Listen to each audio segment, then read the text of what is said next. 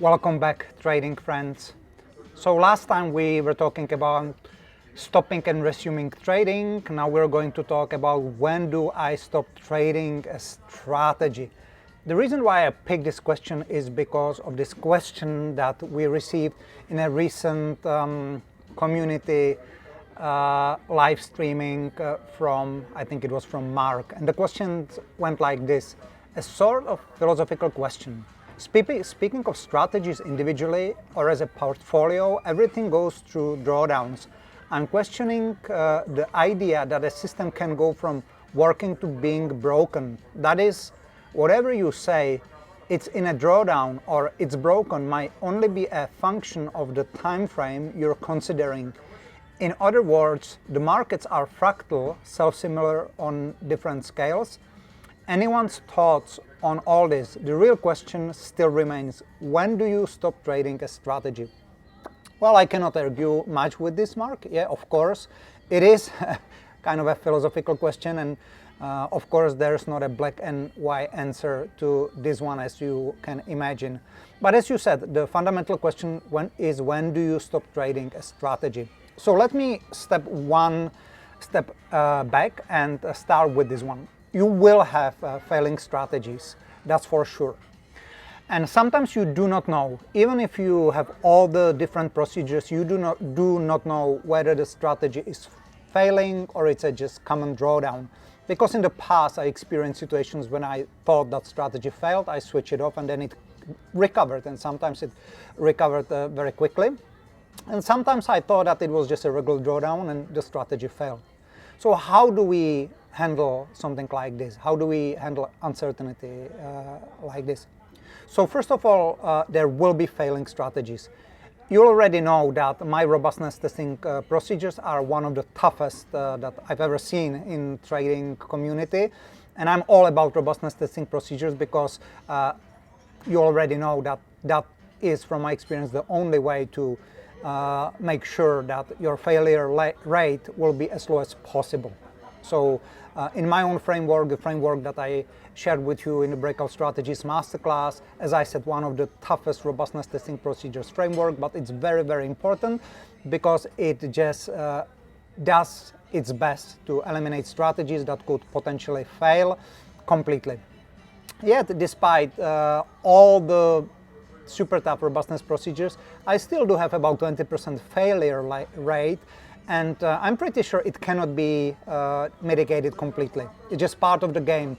Like in life, nothing is 100%. So even 80, 70, 80% success rate, it's quite high.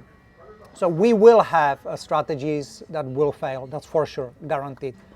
Now, I'm not really sure if we can know in advance because I've spent a lot of time and research in my hedge fund, and we in the hedge fund, we spent a lot of resources to try to come up with some predictive model where to know if a strategy is failing or it's just in a drawdown. And the truth is that after testing dozens of models and spending years with this one, because we collected these ideas for years and spending a lot of money and resources, we came to conclusion that there's not a predictive model that would be really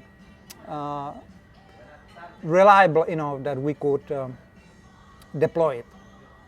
So we don't know if it's strategy, as you said, it depends on a time frame. On one time frame it can look like it's just a drawdown, on other that it's failing. It all depends. However, I understand we all have uncertainty about this one, and we want to minimize this as much as possible. So what do we do and how do we do this? First of all, the biggest protection ever that you can do, it's a portfolio. So if you have a portfolio of 5 strategies and 20% fails, that's one strategy. That it's not fortunate, but you know, it's still manageable. If you have 10 or 15 strategies, so if you have 15 strategies and 20% fails, 3 strategies do fail, but 12 strategies do not fail. So now you're in a very good position because even this failure rate will probably not do much harm to you. So you see, the answer is in portfolio and its size. The bigger the portfolio, the lower the mutual correlation between strategies, the more you are protected against this failure rate.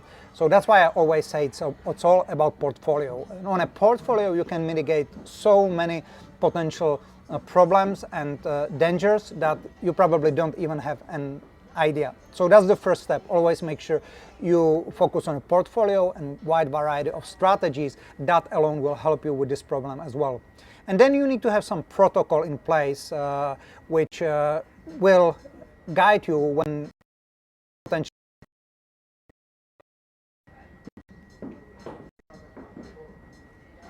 Sorry, my camera just froze, I don't know why. When you potentially should stop the strategy. And you came through the masterclass, so you know my procedure. You know exactly the procedure that we do in the hedge fund, and that's one of the procedures that you could follow. This procedure is not perfect, I'm very aware of that, but as I said, I'm doubtful there is a perfect procedure for this one. I haven't found a 100% reliable algorithm yet, but the procedure that I share in the masterclass, it's quite a good one, and we've been using that for a while. Of course, you can feel free experiment with your procedures and also build up your own procedures. That's the best advice I can give you right now. So overall, stick with what is in the masterclass or make your own modification with which you feel really comfortable. And then focus on portfolio and diversity. That alone will help you with this one quite a lot. So that's all for today, and see you next week.